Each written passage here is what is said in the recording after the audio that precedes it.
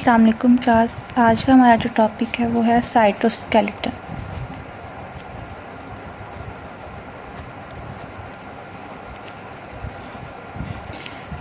Cytoskeleton के बारे में आपने पहले भी पढ़ा होगा, सिंपल सा टॉपिक है, लेकिन अब हम इसको डिटेल में पढ़ेंगे।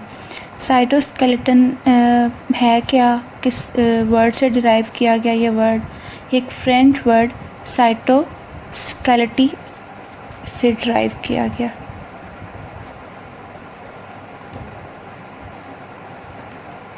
साइटोस्केलेटी। अब साइटोस्केलेटन क्या है? ये एक कॉम्प्लेक्स नेटवर्क है प्रोटीन फिलामेंट्स का, ठीक है, थ्रू आउट द साइटोप्लाज्म, और ये यूकैरियोटिक सेल्स में होता है और प्रोकैरियोट्स में एब्सेंट होता है, ठीक है। ये आप देख सकते हैं पूरा साइटोस्केलेटन एक सेल है, सेल में प्लाज्मा मेम्ब्रेन और साइटोस्केलेटन के कौन कौन से फिलामेंट्स होते हैं। इसमें एक तो है microfilaments, intermediate filaments and microtubules, ठीक है। ये आप सेल का स्ट्रक्चर अगर देखिए, प्लाज्मा मेम्ब्रेन दिखाई हुई है, इसमें राइबोसोम, एंडोप्लाज्मिक रेटिकुलम और माइटोकॉन्ड्रिया, और इनके दरमियान में हमें ये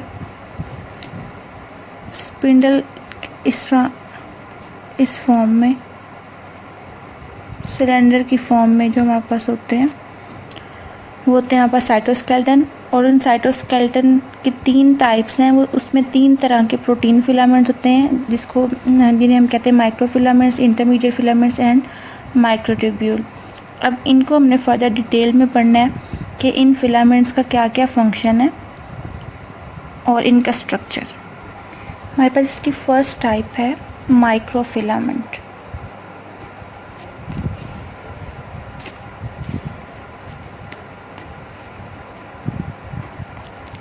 जो माइक्रोफिलामेंट होते हैं ये थिन कंपोनेंट होता है साइटोस्केलेटन का, और ये मिलके बना होता है ग्लोबुलर प्रोटीन से। ये आप देख सकते हैं ग्लोबुलर प्रोटीन, जिसके ये मोनोमर सब यूनिट्स हैं। इन ग्लोबुलर प्रोटीन्स, ये ग्लोबुलर प्रोटीन्स जो हमारे पास होती है मोस्टली एक्टिन प्रोटीन्स होती हैं, ठीक है। और ये एक्टिन प्रोटीन एसोसिएट होती हैं हेड टू टेल फैशन की फॉर्म में, और उसमें उस तरह एक लॉन्ग चेन बना देती हैं, जिसको हम ये कहते हैं माइक्रोफिलामेंट। आप ये देख सकते हैं कि ये एक्टिन प्रोटीन जब मोनोमर सब यूनिट की फॉर्म में, तो हम इसको कहते हैं जी एक्टिन या ग्लोबुलर एक्टिन, ठीक है।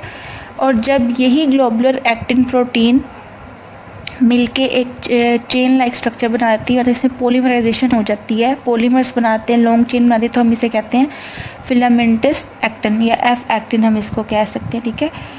मेजर जो साइटोस्केलेटन प्रोटीन होती है वो एक्टिन प्रोटीन होती है, और पॉलीमराइजेशन के बाद ये पूरा एक एक्टिन फिलामेंट बना देती है।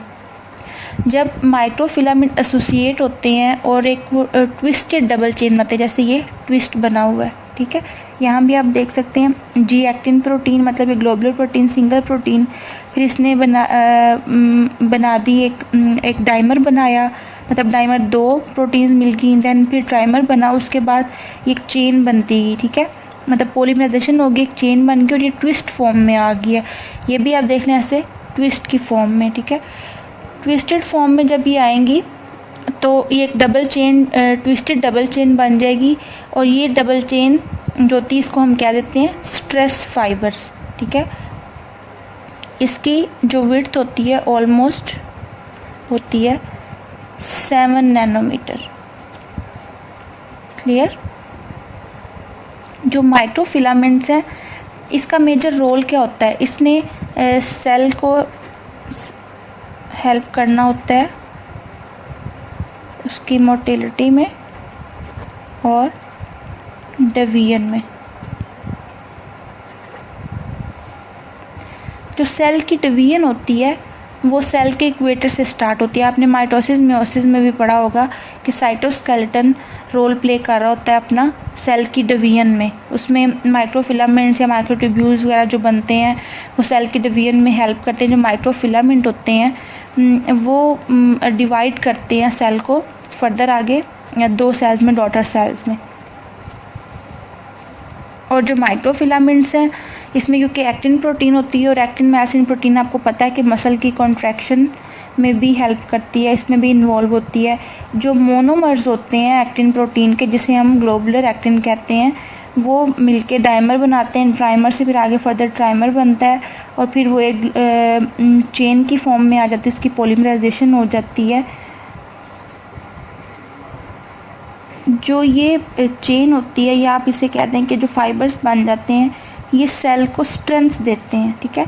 इसमें एक पॉजिटिव एंड होता है और एक नेगेटिव एंड होता है। जो पॉजिटिव एंड होता है उसको हम बार्ब्ड एंड कहते हैं और जो नेगेटिव एंड होता है उसको हम कहते हैं पॉइंटेड एंड, ठीक है। मोनोमर्स ऐड होना शुरू होते हैं पॉजिटिव एंड से और मूव करते हैं टुवर्ड नेगेटिव, ठीक है। मतलब पॉजिटिव एंड जो होता है वहाँ पे मोनोमर्स ज़्यादा तेज़ी से ऐड होते हैं, देन मूव करते हैं टुवर्ड नेगेटिव एंड। नेक्स्ट है हमारे पास माइक्रोफिलामेंट एक्टिन जो होता है उसका स्ट्रक्चर क्या है। ये स्ट्रक्चर बस मैंने आपके नॉलेज के लिए बताया, वैसे इतना इम्पोर्टेंट नहीं है, लेकिन आपने करना है।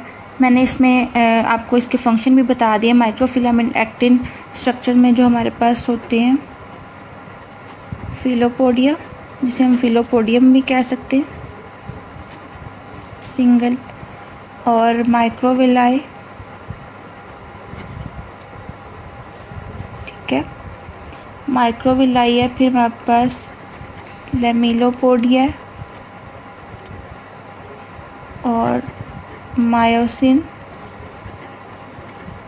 एक्टिनिन और स्पेक्ट्रिन, ठीक है। ये पूरे हमारे स्ट्रक्चर में ये चीज़ें आ जाती हैं जो हमारा माइक्रोफिलामेंट एक्टिन का स्ट्रक्चर है, क्लियर। इसमें जो फिलोपोडिया है ये एक थिन एक्टिन प्लाज्मा मेम्ब्रेन होती है, प्लाज्मा मेम्ब्रेन की प्रोटीन्स होती हैं। इसका फंक्शन क्या होता है ये आप देख सकते हैं। फिलोपोडिया से हम फिलोपोडियम, सिंगल फिलोपोडियम, और इन सबको अगर हम कहें तो फिलोपोडिया। इनका फंक्शन क्या होता है कि ये रोल प्ले करती हैं सेल की माइग्रेशन में, ठीक है। सेल माइग्रेशन में हेल्प किसने करनी है? फिलोपोडिया ने। इसके बाद हमारे पास आ जाता है माइक्रोविलाई। माइक्रोविलाई का फंक्शन क्या होता है कि ये अब्जॉर्प्शन और सिक्रीशन में हेल्प करती है। और लेमिलोपोडिया का फंक्शन क्या होता है? ये सेल की मूवमेंट में हेल्प करती हैं। जो मायोसिन है, मायोसिन का आपको पहले भी मैंने बताया कि मसल की कॉन्ट्रैक्शन या मूवमेंट में मायोसिन हेल्प करती हैं। जो एक्टिनिन प्रोटीन होती हैं उनका काम क्या होता है कि उन्होंने एक्टिन फिलामेंट को जी लाइन के साथ अटैच करना होता है। आपने ये पढ़ा होगा, पहले एफएससी में मॉडल पढ़ा हुआ था, उसमें जो मसल कॉन्ट्रैक्शन का जिसमें बताया हुआ था कि वो फिलामेंट मूव करते हैं, जिसमें जी लाइन भी थी। जी लाइन के साथ एक्टिन फिलामेंट अटैच होते हैं, उसको अटैच करने में एक्टिनिन प्रोटीन हेल्प करती है। जो स्पेक्ट्रिन है ये भी एक साइटोस्केलेटन प्रोटीन है। इसका काम क्या है? इसने मेंटेन करना होता है प्लाज्मा मेम्ब्रेन को और साइटोस्केलेटन के स्ट्रक्चर को, क्लियर। ये एक माइक्रोफिलामेंट एक्टिन का स्ट्रक्चर था। इसमें जो जो चीज़ें इंक्लूड थी वो मैंने आपको उसके नाम बता के उसके फंक्शन बताए हैं, ये आपके नोट्स में भी इंक्लूड है। इसके अलावा कुछ हमारे पास ड्रग्स होती हैं जो माइक्रोफिलामेंट की एक्टिविटी को डिस्टर्ब कर रही होती हैं। उन जो ड्रग्स का काम क्या होता है, उन्होंने डिस्टर्ब किस तरह करना होता है कि उन्होंने डीपोलराइजेशन करानी होती है। मतलब जैसे हमारे पास माइक्रोफिलामेंट्स के छोटे छोटे सब यूनिट्स हैं, वो मिलके पॉलीमराइजेशन करके एक लॉन्ग चेन बना रहे हैं। फिर वो लॉन्ग चेन जब बन जाती है वो सेल को इंटेग्रिटी या उसके स्ट्रक्चर को मेंटेन करती है, क्योंकि साइटोस्केलेटन का काम ही ये है। तो ये ड्रग्स क्या करती हैं? ये डिस्टर्ब करती हैं उनकी पॉलीमराइजेशन को और उनको डीपोलराइज करती हैं। जब वो डीपोलराइज होंगी तो जाहिर सी बात है फिर माइक्रोफिलामेंट्स की चेन नहीं बनेगी और उसकी एक्टिविटीज़ भी डिस्टर्ब हो जाएंगी। नेक्स्ट हमारे पास स्ट्रक्चर तो हमने पहले भी देख लिया है। मज़ीद जो स्ट्रक्चर में मैं आपको दो चीज़ें बता दूँ। पहले भी मैंने आपको डायग्राम दिखाई, उसमें बताया कि जो एक्टिन फिलामेंट का स्ट्रक्चर होता है उसमें दो चीज़ें होती हैं, ग्लोबुलर प्रोटीन्स होती हैं, ग्लोबुलर एक्टिन होती है और एक फिलामेंट एक्टिन। जो ग्लोबुलर एक्टिन होती है वो आप सिंगल सब यूनिट को या मोनोमर को कह सकते हो, ठीक है। और जब यही मोनोमर मिलके एक चेन बनाते हैं तो हम उसे कह देते हैं वो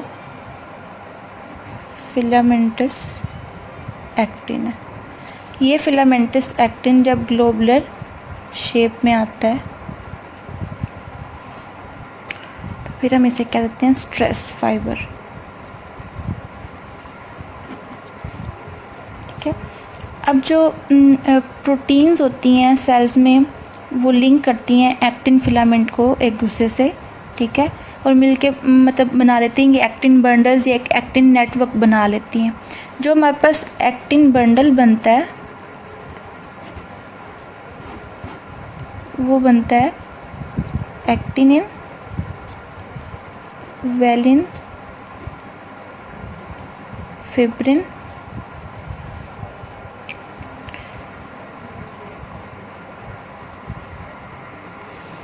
ये जो प्रोटीन्स होती हैं ये लिंक करती हैं इंडिविजुअल फिलामेंट्स को एक दूसरे के साथ, मतलब सिंगल जो फिलामेंट होते हैं उनको एक दूसरे के साथ लिंक करती हैं, लाइन अप करती हैं। ये प्रोटीन्स इसका एक्टिन का मैंने पहले भी आपको फंक्शन बताया था, ये एक्टिन बाइंडिंग प्रोटीन है। वेलिन भी एक्टिन बाइंडिंग प्रोटीन है। जो हमारे पास फिब्रिन है, ये है फिलामेंट क्रॉस लिंकर। ठीक है। अब ये मिलके बनाती हैं एक्टिन बंडल। अब एक्टिन नेटवर्क कौन बनाता है?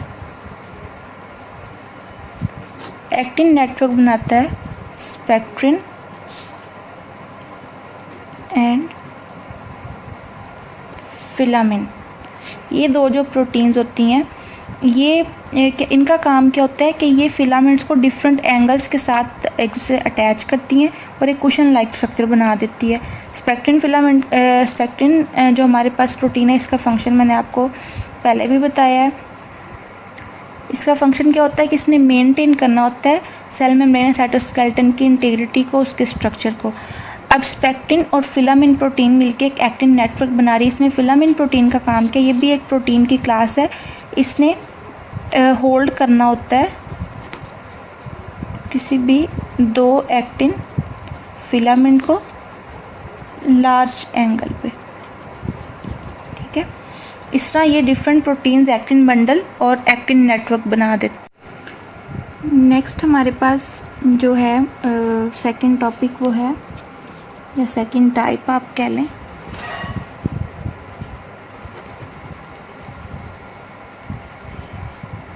माइक्रोट्यूब्यूल्स। माइक्रोट्यूब्यूल्स का होती हैं, ये थिक कंपोनेंट होता है साइटोस्केलेटन का। ये आप इसके स्ट्रक्चर में देख सकते हैं, ये एक थिक कंपोनेंट है साइटोस्केलेटन का। और ये किससे मिलके बना होता है? ये ग्लोबुलर प्रोटीन से मिलके बना होता है। और वो ग्लोबुलर प्रोटीन कौन सी है? ट्यूबलिन।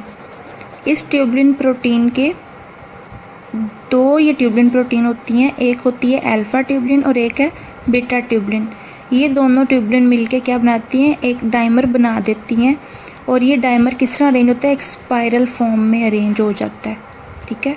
और इसमें एक ये होलो ट्यूब बन जाती है, स्ट्रेट होता है, होलो सिलेंड्रिकल होता है और स्पाइरल फॉर्म में होता है। अल्फा और बीटा ट्यूबलिन जो दो प्रोटीन है वो मिलके ये एक स्पाइरल स्ट्रक्चर बना देती हैं। ठीक है। इसके बाद हम इसमें देख सकते हैं कि इसकी जो विड्थ है या डायामीटर आप कह लें, वो ऑलमोस्ट है 25 नैनोमीटर। यहाँ भी आप देख सकते हैं ये ट्यूबलिन सब यूनिट है। ये डिफरेंट कलर में दिखाया हुआ है, एक है अल्फा ट्यूबलिन और एक है बीटा ट्यूबलिन। अच्छा, अब सेकंड इसमें ये कि ये दोनों एनिमल और प्लांट सेल दोनों में होते हैं माइक्रोट्यूब्यूल्स, और ये अटैच होते हैं एक एंड से और दूसरे मतलब इसका जो दो एंड जिसके दिखाए हुए हैं, एक है प्लस एंड और एक है माइनस एंड।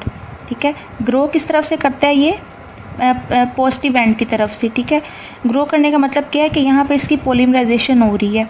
जैसे हमने पहले पढ़ा था कि उसमें एक्टिन प्रोटीन के जो पॉलीमर्स हैं या मोनोमर्स हैं वो मिलके आगे फर्दर पॉलीमराइजेशन कर रहे हैं और एक चेन की फॉर्म बना रहे हैं। अब यहाँ पे हमारे पास क्या दो प्रोटीन्स है, अल्फा और बीटा ट्यूबलिन।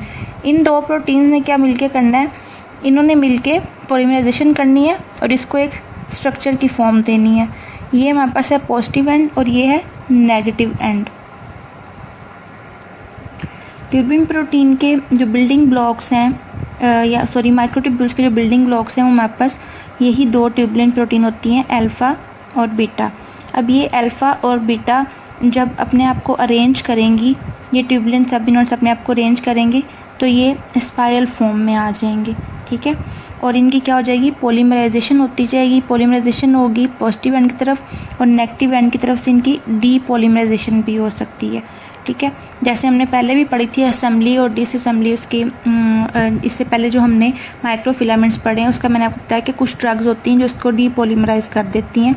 अब इसमें क्या है, इसमें भी पॉलीमराइजेशन और डीपॉलीमराइजेशन दोनों प्रोसेस होते हैं। पॉलीमराइजेशन में क्या होगा कि सब यूनिट्स मिलके एक स्पाइरल फॉर्म में अरेंज करके उसको एक शेप दे देंगे माइक्रोट्यूब्यूल्स को। डीपॉलीमराइजेशन में क्या होगा कि वही ट्यूबुलेंट प्रोटीन्स जो होती हैं या वो जो डाइमर्स होते हैं वो सेपरेट हो जाएंगे, उनको हम क्या कहेंगे, डीपॉलीमराइजेशन का प्रोसेस। और पॉलीमराइजेशन का प्रोसेस कहाँ होता है, पॉजिटिव एंड की तरफ, और डीपॉलीमराइजेशन का प्रोसेस होता है नेगेटिव एंड की तरफ। नेक्स्ट हमारे पास इसके फंक्शन है। फंक्शन माइक्रोट्यूब्यूल्स के क्या क्या है हमारे पास। माइक्रोट्यूब्यूल्स पार्टिसिपेट करते हैं transport of organelles and vesicles, cell की मूवमेंट में हेल्प करते हैं, जिसमें ज़्यादातर हमारे पास आ जाते हैं contraction of muscle cells. Mitosis meiosis में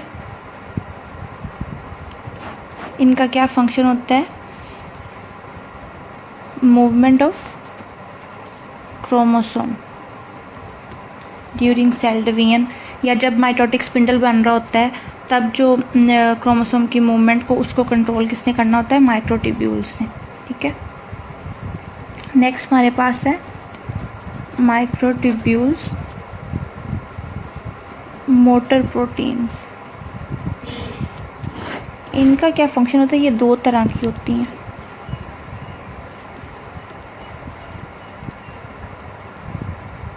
काइनेसिन्स एंड डायनेंस। अब इन दोनों का फंक्शन क्या होता है, जो हमारे पास फॉर एग्जांपल ये हमारे पास है माइक्रोट्यूब्यूल, इसके ऊपर हमारे पास दो, आप कह लें इसको हम कार्गो कह सकते हैं, क्योंकि इन प्रोटीन ने शिफ्टिंग करनी होती है। ये है कैंसिन प्रोटीन और ये है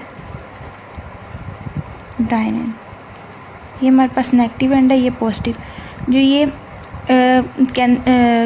किनेसिन प्रोटीन्स होती हैं ये पॉजिटिव एंड की तरफ मूव करती हैं। इनका काम क्या होता है, उन्होंने कैरी किसको करना होता है, ऑर्गेनेलिस और वेसिकल्स को सेल के सेंटर से और इसे मतलब कहीं और मूव करना होता है। और जो ये डायनिन प्रोटीन होती है इन्होंने नेगेटिव एंड की तरफ मूव करना होता है। और इनका काम क्या होता है, इन्होंने भी सेलुलर कार्गो का काम करना होता है और इसने प्रोवाइड करनी होती है फोर्स या डिस्प्लेसमेंट।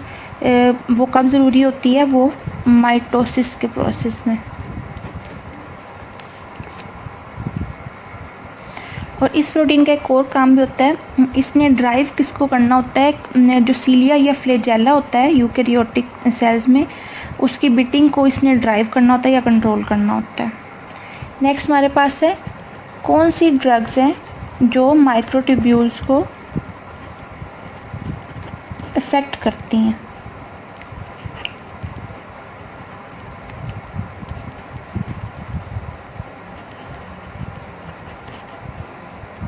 इक्विविनक्रिस्टिन एंड टैक्सोल, ये दो ड्रग्स हैं। ये ड्रग हमारे पास एक प्लांट है वहाँ से ली जाती है और इसका क्या काम होता है, इसने बाइंड करना होता है ट्यूबुलर डाइमर को और उसकी असेंबली को प्रिवेंट, मतलब उसकी माइक्रोट्यूब्यूल्स को असेंबल नहीं होने देना होता। और जब माइक्रोट्यूब्यूल्स असेंबल नहीं होंगे, उसकी ट्यूबुलेंट डाइमर्स असेंबल नहीं होंगे तो वो एक पूरा उसका स्ट्रक्चर नहीं बनेगा। जब वो अपने स्ट्रक्चर की फॉर्म में नहीं आएगा तो अपना फंक्शन नहीं परफॉर्म कर पाएगा। तो हमारे पास टैक्सोल ड्रग है, ये इसका काम भी डीपॉलीमराइजेशन ही होता है माइक्रोट्यूब्यूल्स की। और जब डीपॉलीमराइजेशन होगी माइक्रोट्यूब्यूल्स की तो फर्दर वो स्पिंडल फाइबर्स वगैरह नहीं बनेंगे, माइटोसिस मियोसिस और जो सेल में जो भी इसकी वर्किंग होती है वो नहीं होगी। नेक्स्ट हमारा टॉपिक है कि माइक्रोट्यूब्यूल असेंबल कहाँ होते हैं। उसकी असेंबली हमने पढ़नी है। पहले तो हमने देखा है कि साइटोस्केलेटन में भी माइक्रोट्यूब्यूल्स हैं। इसके अलावा आपने पढ़ा होगा सेंट्रियोल, ठीक है। सेंट्रियोल में भी माइक्रोट्यूब्यूल्स होते हैं और माइक्रोट्यूब्यूल्स का काम क्या होता है कि जो एनिमल सेल्स में ज़्यादातर माइक्रोट्यूब्यूल्स होते हैं वो सेंट्रोसोम पे एक्सटेंड हुए होते हैं आउटवर्ड, ठीक है। और ड्यूरिंग माइटोसिस जो ये एक्सटेंड हुए होते हैं आउटवर्ड,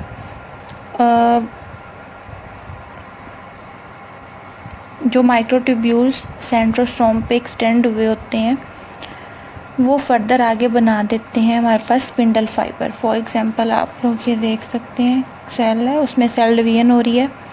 ये हमारे पास एक सेंट्रोसोम है, इस सेंट्रोसोम के अंदर 2 सेंट्रियोल्स हैं, ठीक है। और इन सेंट्रियोल्स में फर्दर आगे क्या है हमारे पास माइक्रोट्यूब्यूल्स। ये माइक्रोट्यूब्यूल्स हमारे पास स्पिंडल फाइबर बनाती हैं। अगर ये स्पिंडल फाइबर नहीं बने होंगे तो सेल की डिवीजन भी नहीं होगी, ठीक है। अब इन माइक्रोट्यूब्यूल्स का काम क्या है कि इन्होंने स्पिंडल फाइबर बनाने हैं और सेल के डिवीजन में हेल्प करनी है। और सेंट्रोसोम हमारे पास क्या है, एक वो रीजन है जो न्यूक्लियस के पास होता है जहाँ पे 2 सेंट्रियोल्स होते हैं और ड्यूरिंग सेल डिवीजन सेंट्रोसोम और सेंट्रियोल्स बनाते हैं माइक्रोट्यूब्यूल। और वो माइक्रोट्यूब्यूल आगे फर्दर क्या बनाते हैं, माइटोटिक स्पिंडल, जो अलाइन करते हैं क्रोमोसोम को उसके इक्वेटर पे और फिर सेपरेट कर देते हैं सिस्टर क्रोमैटिड्स को। क्लियर? अच्छा, यहाँ पे एक क्वेश्चन है, अगर एनिमल सेल्स में तो सेंट्रियोल्स होते हैं, प्लांट सेल में सेंट्रियोल नहीं होते। तो जब सेंट्रियोल नहीं होंगे तो प्लांट सेल में सेल की डिवीजन कैसे होगी, क्योंकि इन सेंट्रियोल्स ने फर्दर आगे माइक्रोट्यूब्यूल्स बनानी है जिन्होंने सेल को इक्वेटर पे सेट करना है। और जब हमारे पास सेंट्रियोल्स नहीं होंगे तो माइक्रोट्यूब्यूल्स नहीं बनेंगी, तो प्लांट सेल में फिर डिवीजन कैसे होती है। अब नेक्स्ट है हमारे पास सीलिया एंड फ्लैजेला। हमारे पास होती हैं microtubule based projections of plasma membrane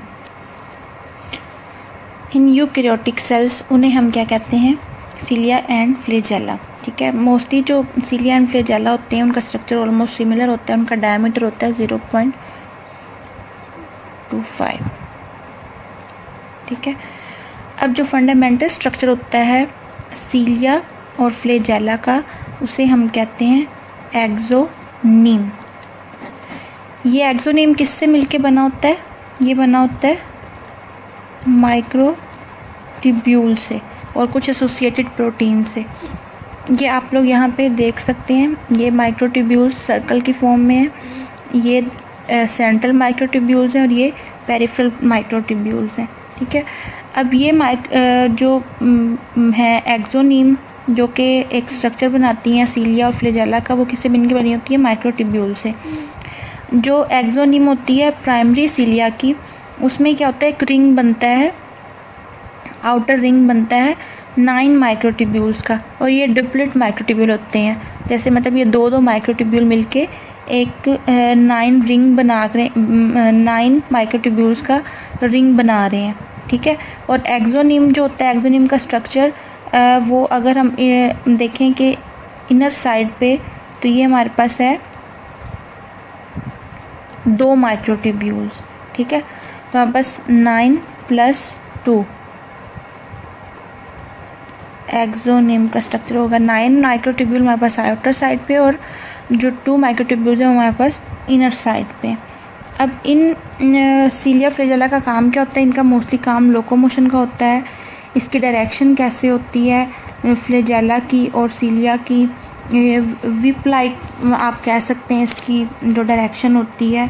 और ये सीलिया और फ्लैजेला हमारे पास रेस्पिरेटरी सीलिया भी होते हैं। ये हेयर लाइक प्रोजेक्शंस होती हैं जो हमारे ब्रोंकस पे होती हैं और रिमूव करती हैं माइक्रोब्स को, और जो डिफरेंट डेब्रिस या आप कह रहे हैं डस्ट वगैरह जो होती है हमारे लंग्स में उसको रिमूव करती है। ठीक है, नेक्स्ट टॉपिक है हमारे पास इंटरमीडिएट फिलामेंट्स। इंटरमीडिएट फिलामेंट्स होते हैं, ये 10 नैनोमीटर इनका डायामीटर होता है और ये थिक फिलामेंट होते हैं as compare to microtubules and microfilament. ठीक है, और इसमें ये अनब्रांच्ड होते हैं, स्मूथ होते हैं और सॉलिड। 3 पार्ट्स होते हैं इसमें, हेड, टेल और एक सेंट्रल रोड लाइक पार्ट होता है। ठीक है, जो इंटरमीडिएट फिलामेंट है इनको इंटरमीडिएट इसलिए कहते हैं क्योंकि ये माइक्रोफिलामेंट और माइक्रोट्यूब्यूल्स के दरमियान में होते हैं। ठीक है, उनका डायमीटर भी ऑलमोस्ट इनके मिड में है। वो एक्टिन या माइक्रोफिलामेंट जो 10 नैनोमीटर उनका डायमीटर होता है, और जो होते हैं माइक्रोट्यूब्यूल्स उनका 25 और इसका 10 नैनोमीटर डायमीटर होता है। ठीक है, और ये रेडिएट होते हैं साइटोप्लाज्म से निकलते हैं और इंटरकनेक्टेड होते हैं दूसरे साइटोस्केलेटन से एक थिन क्रॉस ब्रिज होता है जिसे हम कहते हैं प्लेटिन। ठीक है, ये प्लेटिन के थ्रू अदर साइटोस्केलेटन और दूसरे जो एलिमेंट्स होते हैं उनके साथ एक इस ब्रिज के साथ अटैच होते हैं जिसे हम प्लेटिन कहते हैं। जैसे ये इंटरमीडिएट फिलामेंट्स हैं, इनके दरमियान में ये ब्रिजेस बने हुए हैं, इन ब्रिजेस के थ्रू ये बाकी साइटोस्केलेटन के साथ अटैच होते हैं। अब प्लेटिन हमारे पास क्या है? प्लेक्टिन एक प्रोटीन है जो कि सभी मेमेलियन सेल्स में होती है और क्या करती है कि लिंक जनरेट करती है बिटवीन द 3 साइटोस्केलेटन। जो हमारे पास 3 टाइप के साइटोस्केलेटन होते हैं, एक माइक्रोफिलामेंट, माइक्रोट्यूब्यूल और इंटरमीडिएट फिलामेंट। इन तीनों के दरमियान जो लिंक होता है वो इस प्रोटीन है, जो प्लेटिन प्रोटीन है, जो एक ब्रिज की फॉर्म में होती है, उसके थ्रू एक्टिन माइक्रोफिलामेंट्स, माइक्रोट्यूब्यूल्स और इंटरमीडिएट फिलामेंट्स के दरमियान एक कनेक्शन या लिंक बनता है। ठीक है, हमारे पास जो इंटरमीडिएट फिलामेंट की असेंबली होती है उसको अब हमने पढ़ना है। सबसे पहले हमारे पास होता है ये एक मोनोमर इंटरमीडिएट फिलामेंट का, और उसकी फर्स्ट स्टेज होती है उसमें क्या होता है, मोनोमर मिलके आगे क्या बनाते हैं, डाइमर। ठीक है, जो 2 डाइमर होते हैं वो अलाइन होते हैं side by side with their poles in the opposite orientation. ठीक है, और इसका बेसिक यूनिट हमारे पास क्या होता है, टेट्रामर। जो टेट्रामर होते हैं वो बिल्डिंग ब्लॉक होते हैं, और जो 2 डाइमर मिलके आगे फर्दर क्या बनाते हैं, एक टेट्रामर बनाते हैं, और टेट्रामर असेंबल होते हैं एंड टू एंड। ये असेंबल होते हैं, ये 2 डाइमर मिलके आगे क्या बना रहे हैं, वो एक टेट्रामर बना रहे हैं। अच्छा, अब इसमें आप देखें ये 2 जो डाइमर हैं वो क्या मिलके टेट्रामर तो बना रहे हैं, लेकिन ये टेट्रामर क्या होते हैं, एक दूसरे के एंटी पैरेलल है। ठीक है, एंटी पैरेलल मैनर में अरेंज हुए होते हैं और इनका कोई एक डिस्टिंक्ट एंड नहीं होता। जैसे हमने पहले पढ़ा था कि पॉजिटिव और नेगेटिव एंड होता है, जैसे पॉजिटिव को हमने बार्ब्ड और नेगेटिव को हमने पॉइंटेड एंड कहा था। इसमें वैसे पॉजिटिव और नेगेटिव एंड कोई नहीं होता। ठीक है, इसके बाद ये बनाते हैं टेट्रामर के बाद प्रोटोफिलामेंट्स बनाते हैं। आगे टेट्रामर मिल के बना देते हैं, उसे हम कह देते हैं ऑक्टामर। ठीक है, ऑक्टामर टेट्रामर जब ऑर्गेनाइज होंगे तो मिलके बना देंगे ऑक्टामर। इसके लिए मैं आपको ये स्लाइड्स वाली पिक भी दिखा देती हूँ। ये देखें, ये मोनोमर है, मोनोमर आगे मिलके डाइमर बना रहा है, डाइमर मिलके आगे टेट्रामर बना रहा है, टेट्रामर आगे मिलके बना रहा है ये एक मोनोमर है, मोनोमर मिलेंगे 2 तो ये डाइमर बना देगा, डाइमर मिलके आगे टेट्रामर, और टेट्रामर कंबाइन होके क्या बना देंगे आगे ये ऑक्टामर बना देंगे। ठीक है, ऑक्टामर क्या होता है, वो उसमें 8 शीट्स होंगी जो इंटरमीडिएट फिलामेंट की है। इसके बाद हमारे पास ये सुपर कॉइल्ड फॉर्म में हमारे पास ये आ जाएगा इंटरमीडिएट फिलामेंट। अब इंटरमीडिएट फिलामेंट में काफ़ी सारी प्रोटीन्स होती हैं, वो प्रोटीन्स 65 टाइप्स की प्रोटीन्स है, लेकिन हम उसमें पढ़ेंगे बेसिक जो है 6 टाइप की प्रोटीन्स हैं जो हमने देखनी है इंटरमीडिएट फिलामेंट्स में। जो फर्स्ट वन है वो है एसिडिक केराटिन। इसका साइज़ होता है 40 to 69 किलो डाल्टन और ये एपिथेलियल सेल्स में होती हैं। इसके बाद है बेसिक केराटिन, ये भी एपिथेलियल सेल में होती है। हमारे पास वेमेंटिन है, ये होती है हमारे पास मेसेनकाइमल सेल और मसल सेल्स में। फोर्थ वन है हमारे पास न्यूरोफिलामेंट, ये न्यूरॉन्स में होती है। ठीक है, फिफ्थ वन है हमारे पास लैमिन। लैमिन हमारे पास जितने भी सेल्स होते हैं मतलब ऑल सेल्स में होती है न्यूक्लियर इनवेल्प में। ठीक है, जो 6 है वो हमारे पास है नासिन और ये सारे होती है स्टेम सेल्स में। स्टेम सेल्स आप कह सकते हैं जो होते हैं सेंट्रल नर्वस सिस्टम में, उन सेल्स में होती है। नेक्स्ट है हमारे पास फंक्शन क्या होते हैं इंटरमीडिएट फिलामेंट के। इसने प्रोवाइड करनी होती है मैकेनिकल सपोर्ट,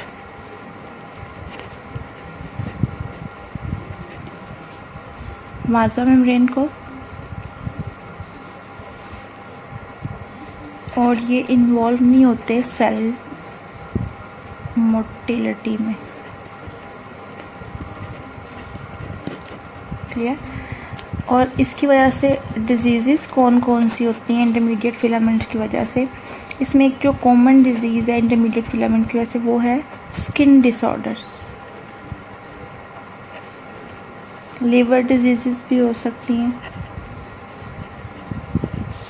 ठीक है, एक इसमें डिजीज़ है डेस्मेनोपैथी, ये भी इंटरमीडिएट फिलामेंट की वजह से होती है। उसमें जो इस डिसऑर्डर में क्या होता है, म्यूटेशन आ जाती है प्रोटीन्स में। म्यूटेशन का मतलब तो आपको पता ही होगा ना, कोई चेंजिंग आती है, कोई डिफेक्ट आ जाता है प्रोटीन में। और वो कौन सी प्रोटीन है, जो इंटरेक्टिंग प्रोटीन्स होती हैं उसमें कोई डिफेक्ट आ जाता है। थर्ड जो इसमें डिजीज़ है वो है मायोट्रोफिक लेटरल स्क्लेरोसिस। इस डिज़ीज़ में क्या होता है कि इसमें मोटर न्यूरॉन्स जो होते हैं वो ख़त्म हो जाते हैं। मोटर न्यूरॉन्स का काम क्या होता है, उन्होंने मसल्स तक मैसेज कन्वे करना होता है, ब्रेन से मसल तक। ठीक है, अब इसमें क्या होता है, जब मोटर न्यूरॉन्स ही नहीं होंगे तो मसल्स तक कोई मैसेज ही नहीं जाएगा, हमारी बॉडी को पता ही नहीं चलेगा कि ब्रेन से क्या मैसेज आ रहा है और किस तरह से मसल्स ने रिएक्ट करना है। तो उसकी वजह से क्या होगा, पैरालिसिस भी हो सकती है और मसल एट्रोफी, मसल्स में आप कह लें खिंचाव आ जाता है या वो वर्क नहीं कर पाते प्रॉपर, और उसकी वजह से डेथ भी हो सकती है अगर लगातार यही प्रॉब्लम रहे और मसल्स तक कोई मैसेज ना जाए तो।